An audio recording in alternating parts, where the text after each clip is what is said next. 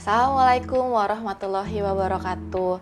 Shalom, Om Swastiastu, Nama Budaya, Salam Kebajikan, Salam Sejahtera untuk kita semua. Sebelumnya, perkenalkan saya Dr. Saranova Gradiska, mahasiswi S2 Program Pasca Sarjana Manajemen Administrasi Rumah Sakit Universitas Respati Indonesia Angkatan 38. Sebagai salah satu tenaga kesehatan, pasti kita sudah tidak asing mendengar singkatan dari SKP, yaitu Sasaran Keselamatan Pasien. Dan pastinya kita wajib untuk menghafal SKP ini. Kira-kira ada berapa sih SKP? Dan apakah penting SKP ini untuk akreditasi rumah sakit? Di video kali ini saya akan menjelaskan mengenai 6 sasaran keselamatan pasien yang wajib diketahui dan kaitannya dengan insiden keselamatan.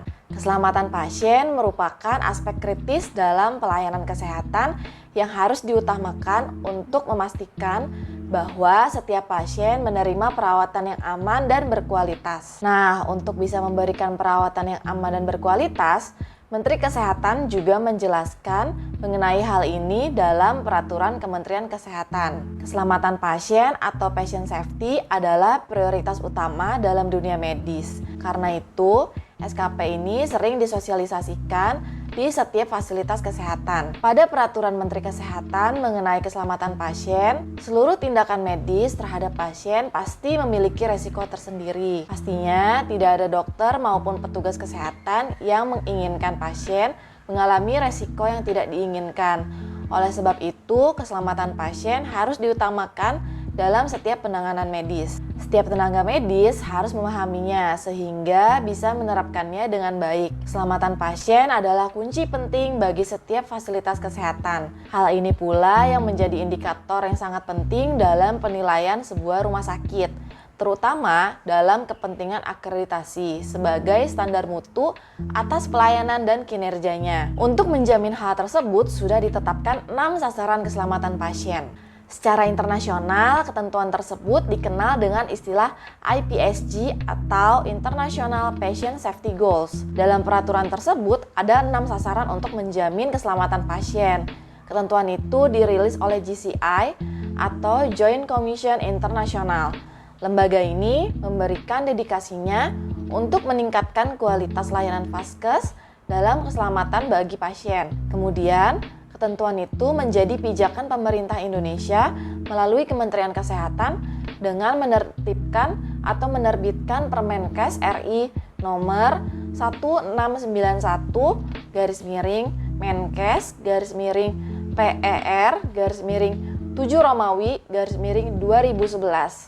Peraturan itu terkait dengan keselamatan para pasien yang dirawat di rumah sakit. Ini dia 6 SKP yang wajib kita ketahui. Yang pertama, ketepatan identifikasi pasien. Hal ini untuk mengembangkan pola agar bisa meningkatkan atau memperbaiki ketelitian dalam identifikasi pasien. Aplikasinya seperti identifikasi sebelum pemberian atau pengambilan darah, konsumsi obat, dan tindakan lainnya. Salah satu pendukung poin ini adalah menggunakan gelang identitas pasien. Yang kedua, itu peningkatan komunikasi efektif.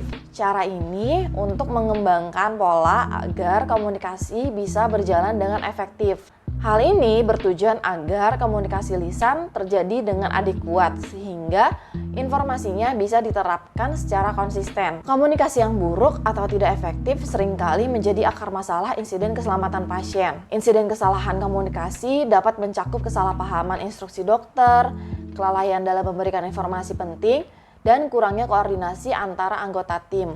Maka dari itu, pentingnya komunikasi yang jelas dan terbuka antara tim dan perawatan kesehatan. Yang ketiga, peningkatan keamanan obat high alert yang harus diwaspadai. Cara ini dilakukan agar obat tetap aman untuk diberikan kepada pasien. Prosedur ini berkaitan dengan proses identifikasi, pemberian label, penerapan lokasi, dan penyimpanannya. Kesalahan dosis, kesalahan obat, dan reaksi obat yang tidak diantisipasi dapat dihindari dengan praktik seperti double check oleh tenaga kesehatan yang berbeda, pemantauan efek samping, dan pemberian informasi obat yang jelas kepada pasien. Kepastian tepat lokasi, prosedur terhadap pasien operasi atau pembedahan. Ini adalah SKP yang nomor 4. Cara ini diaplikasikan agar pasien tercatat dengan valid sebelum mendapatkan tindakan operasi atau tindakan pembedahan lainnya. Kesalahan dalam prosedur pembedahan dapat berakibat fatal. Tindakan pencegahan melibatkan identifikasi pasien sebelum operasi, persetujuan tindakan yang tepat, dan prosedur time in dan time out sebelum memulai tindakan pembedahan.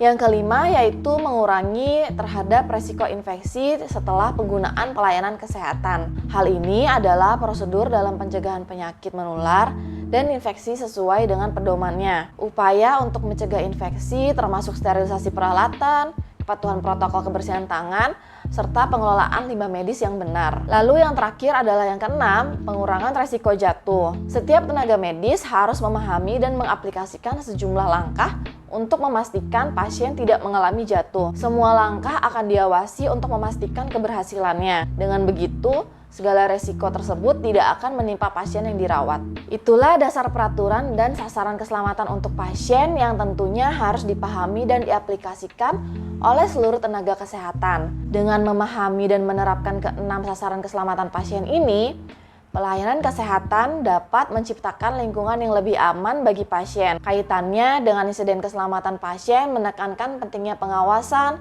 pelaporan, dan pembelajaran dari setiap kejadian.